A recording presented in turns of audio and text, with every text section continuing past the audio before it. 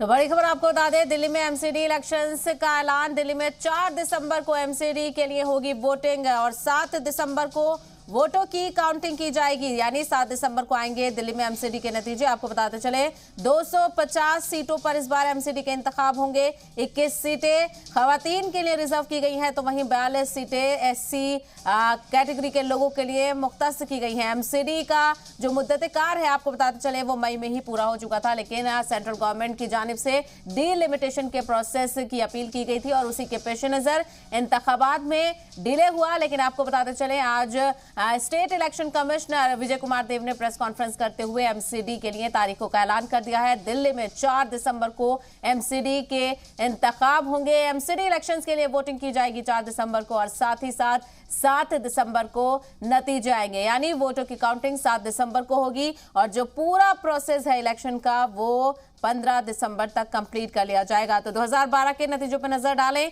तो 2072 सीट्स पर इलेक्शन हुए थे। 41,000 आप लोग सभी भूल जाते हैं। Maximum ward was 84,000.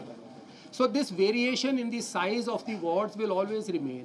In fact, it is not a arithmetic exercise कि population ले लो और number of wards ले लो, divide कर दो and artificially उनको equate कर दो. This is an exercise which takes into consideration different factors, and then comes the equality of population also never becomes neither a desirable nor a possible feature. So हमेशा ये वो रहेंगी जो कुछ constituencies छोटी होंगी। It is there even in the parliamentary and the assembly constituency.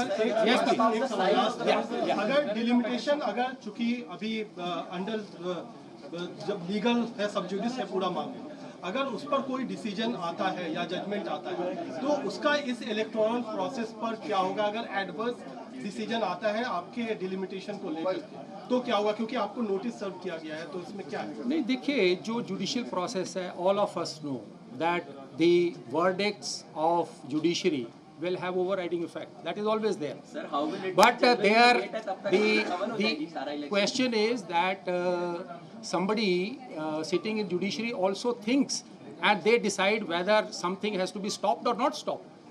So that decision has been taken and now we are going ahead with the elections. So I think